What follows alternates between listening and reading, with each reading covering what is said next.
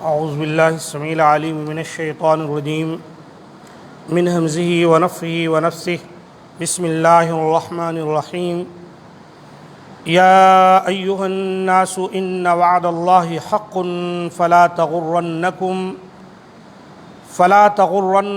الحیاۃ الدنیا ولا یغرنکم باللہ الغرور ان الشیطان لکم عدو فاتخذوہ عدوا انما یدعو حزبہ لیکونوا من اصحاب السعیر۔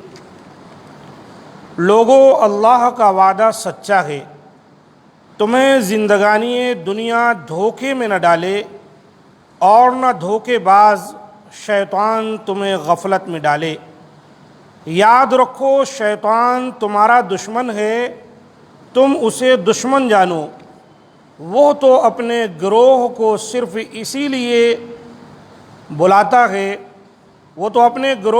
صرف اس لیے ہی بلاتا ہے کہ وہ سب جہنم واصل ہو جائیں۔ سورہ فاطر آیت نمبر 5 اور 6، ان دونوں آیتوں کے اندر اللہ تعالیٰ نے بہت ہی واضح طور پر اپنے بندوں کو خبردار کیا ہے، یہ دنیا کی زندگی اور شیطان دھوکے باز ان کے دشمن ہیں۔ ارشاد باری تعالیٰ ہے، یا ایہا الناس ان وعد اللہ حق، اے لوگو، اللہ کا وعدہ سچا ہے۔ اللہ کے وعدے سے یہاں مراد قیامت، یعنی قیامت برپا ہو کر رہے گی اور نیک و بد کو ان کے عملوں کی جزا و سزا دی جائے گی۔ جیسا کافروں کا خیال ہے کہ مرنے کے بعد دوبارہ زندہ نہیں کیے جائیں گے، یہ ان کا خیال غلط ہے۔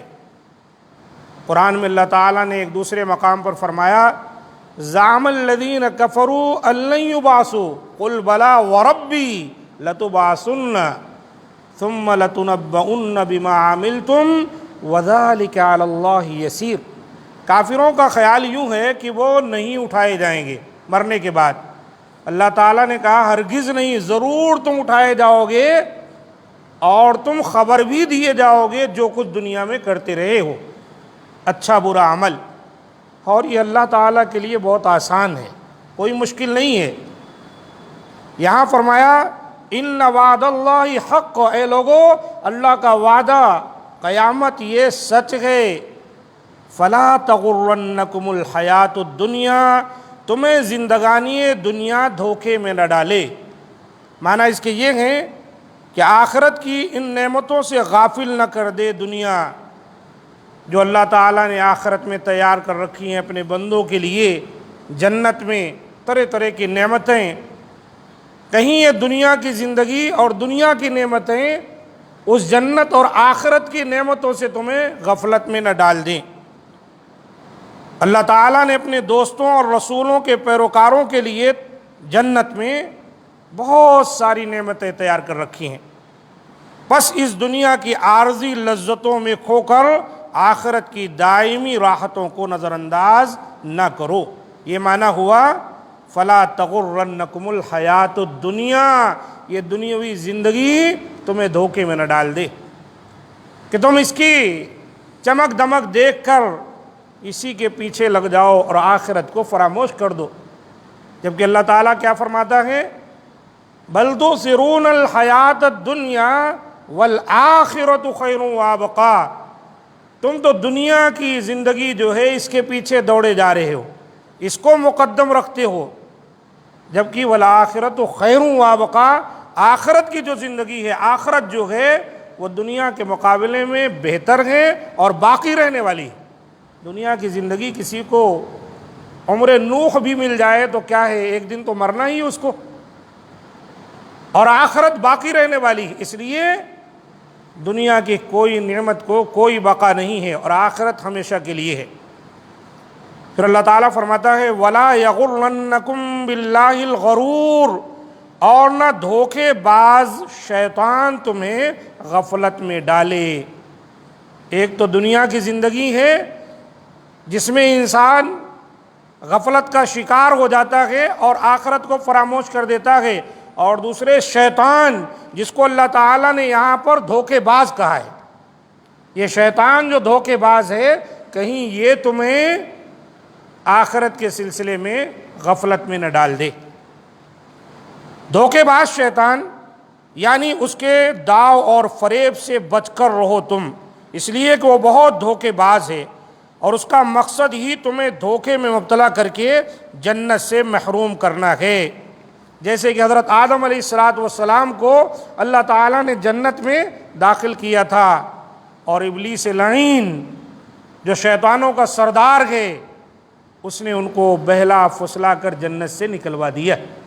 ایسے ہی یہ وعدہ کر کے آیا ہے کہ آدم کی اولاد کو بھی بہکائے گا، اور کہا ہے کہ اللہ تو اکثر کو نہیں پائے گا کہ تیرے راستے پر چلیں گے، شکر گزاری کریں گے۔ تو اس لیے شیطان اپنا وعدہ جو اللہ سے کیا ہے وہ دنیا میں سچا کر کے دکھا رہا ہے، اور اللہ تعالیٰ اپنے بندوں کو بار بار نصیحت فرما رہا ہے، دیکھو یہ شیطان تمہارے باپ کا دشمن، تمہارا ازلی دشمن ہے۔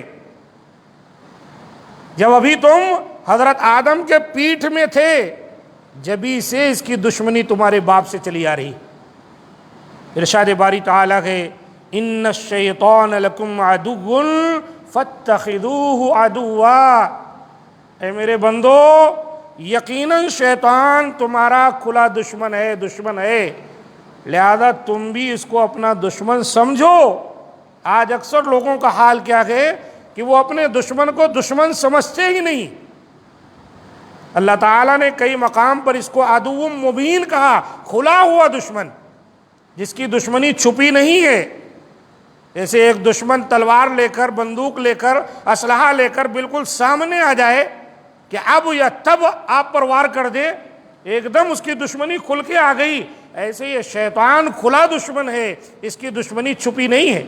اور اللہ تعالیٰ یہاں کیا کہہ رہا ہے، غور فرمائے، اللہ فرما رہا ہے ان الشیطان لکم عدو، یقیناً شیطان تمہارا دشمن ہے، فاتخذوہ عدوا، تو تم اس کو اپنا دشمن مانو، اس کا دشمن سمجھو، یعنی اس سے سخت عداوت رکھو، اس کے دجل و فریب اور ہتھ کنڈوں سے بچو، جس طرح دشمن سے بچاؤ کے لیے انسان کرتا ہے۔ دوسرے مقام پر اسی مضمون کو اللہ تعالیٰ نے اس طرح ادا کیا ہے، افتتخذونہ وذریتہ اولیاء من دونی وہم لکم عدو بئس للظالمین بدلا، کیا تم اس شیطان اور اس کی ذریت کو مجھے چھوڑ کر اپنا دوست بناتے ہو، حالانکہ وہ تمہارے دشمن ہیں، ظالموں کے لیے برا بدلہ ہے۔ سورہ کہف کی آیت نمبر 50۔ اللہ تعالیٰ نے یہاں اور مزید کیا فرمایا، انما یدعو حزبہ، یقیناً وہ شیطان بھی اور اس کے ساتھی چیلے چاٹے جو ہیں وہ سب تمہیں بلاتے ہیں، تمہارے دشمن ہیں، تمہیں بلا کر جہنم کی طرف لے جانا چاہتے ہیں۔ جو سیدھا راستہ توحید و سنت کا راستہ ہے، بھلائی اور خیر کا راستہ ہے، اس سے تمہیں گمراہ کرنے چاہتے ہیں۔ کیوں؟ لیکونوا من اصحاب السعیر، تاکہ تم سب جہنم میں چلے جاؤ، واصل جہنم ہو جاؤ۔ اس لیے وہ شیطان اپنے چیلے چاٹوں کے ذریعے تمہارے پیچھے لگا رہتا ہے۔ اب ضرورت اس بات کی ہے کہ ہم آخرت پر یقین رکھیں، اور قیامت کا دن آنے والا ہے، یہ ہمارا ایمان ہونا چاہیے۔ اللہ اور رسول کی تعلیمات پر عمل کریں، خیر و بلائی کو سمجھیں، اس کو عمل میں لائیں، اور شر و فساد کو سمجھیں، اس سے بچنے کی کوشش کریں، کہ یہی سارے راستے کیا ہے، شیطان مردود سے بچانے کا ذریعہ ہے۔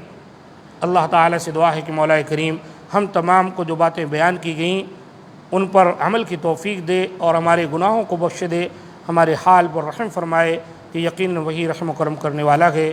سبحان ربک رب العزت عما یصفون وسلام علی المرسلین والحمد للہ رب العالمین۔